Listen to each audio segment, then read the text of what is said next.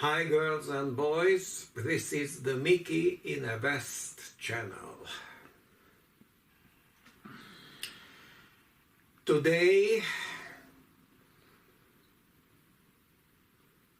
is going to be a bit tragic because I'm going to tell you about a friend of mine who is no longer with us.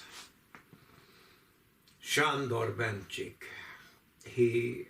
He was a phenomenal guitarist in a rock band, or in two rock bands. And there will be a track that I'll play for you, an instrumental track, so if you speak any language, you'll understand this music because it's instrumental. Nobody is singing. My friend Sammy is playing. I call him Sammy because his nickname was Shamu in Hungarian, but Shamu is in English is Sammy, so I'll call him my friend Sammy.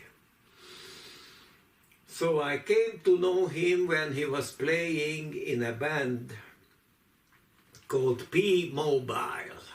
It was a hard rock band, and he wrote all the songs because he was a composer and a lead guitarist. The sound was similar to Deep Purple, that kind of hard rock sound, and the lineup was identical to Deep Purple. And the lead singer sounded a bit like David Coverdale. David Coverdale was his idol. He learned to sing from David Coverdale. Anyway, Sammy was playing in that band. Not only was he a lead guitarist and a composer, he was also a wizard. With his guitar, he made magic on stage, and with his personality.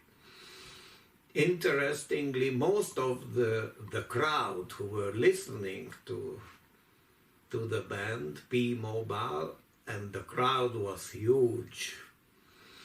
They played every day, every single day they played somewhere in the country. They were wearing jeans.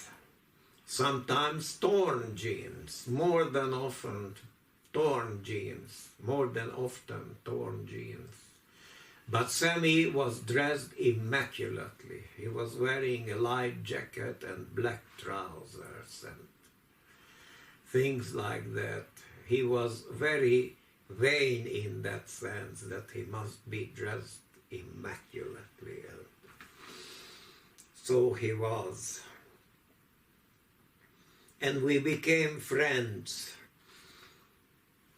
And he was very interested in me being able to speak English. It amused him. I'm showing you Sammy's portrait. This is my friend Sammy. One of the greatest artists that I ever had the pleasure of knowing in person. Sándor, nickname Sammy. This is Sammy. Look at his eyes. Look at his face. You can see that he's an artist.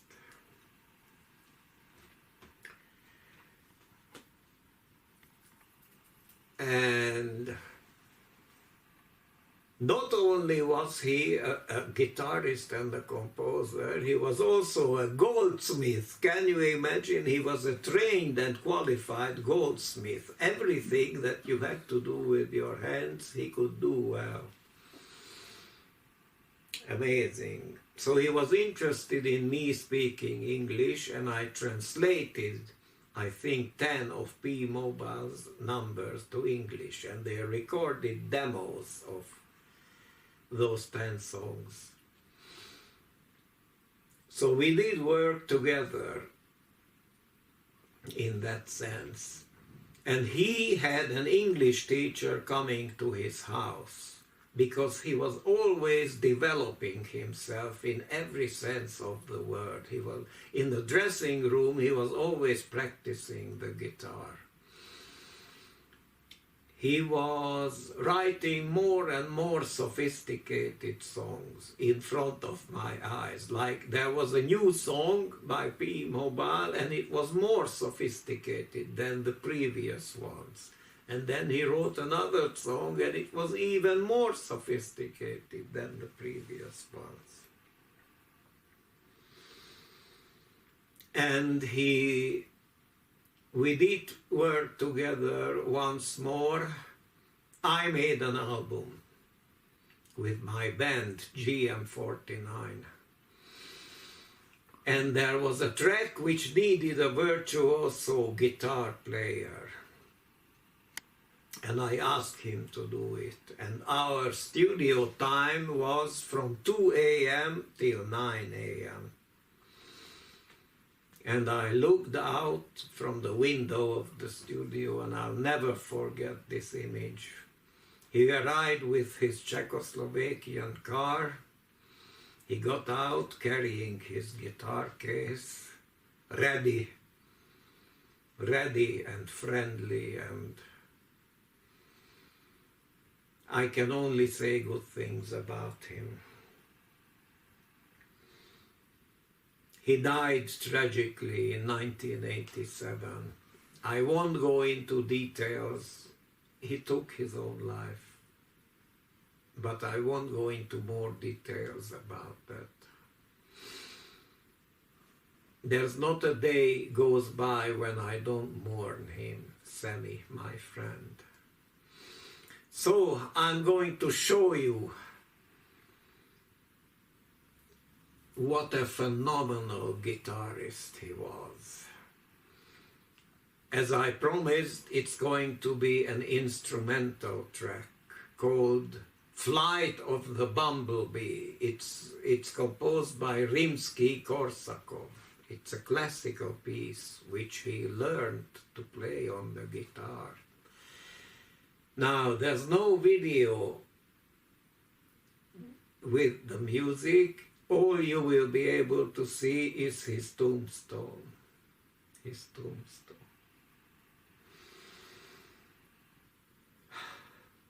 I'll never get over of Sammy dying. So here, this is his last professional studio. I mean, he was always a professional, but the studio, this is his last recording that he made in a professional studio. Flight of the Bumblebee.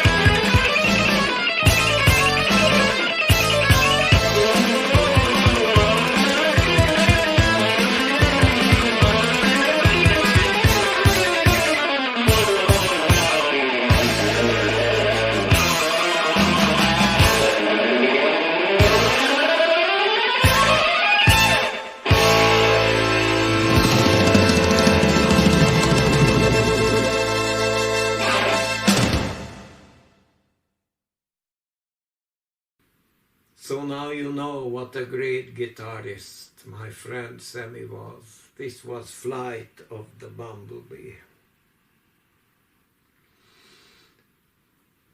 On the wall of the house where he lived and where I visited him many, many times, there is a plaque.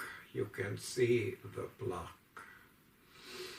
Well, I was there when Sammy was living in that house with his parents.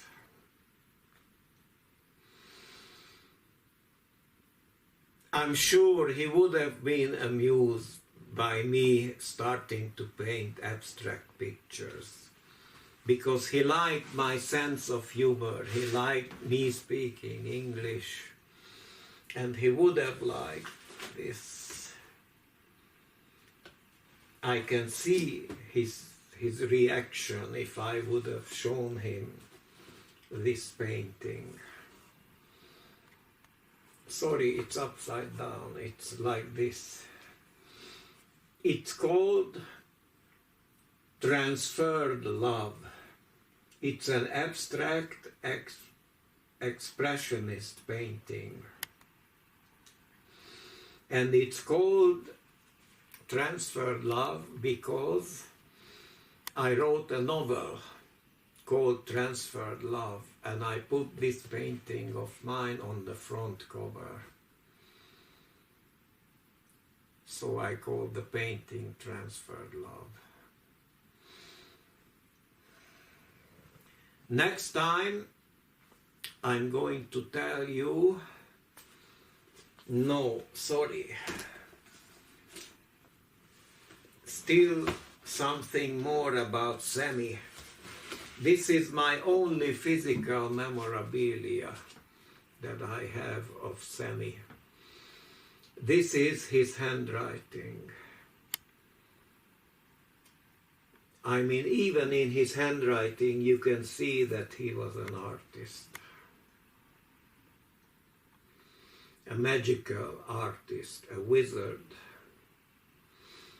And he says, to Miklos from Sammy, December 1985.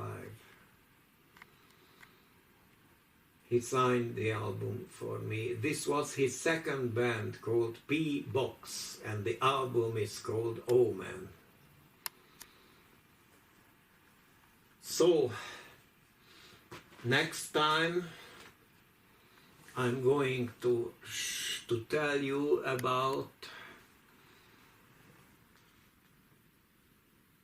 my love in London.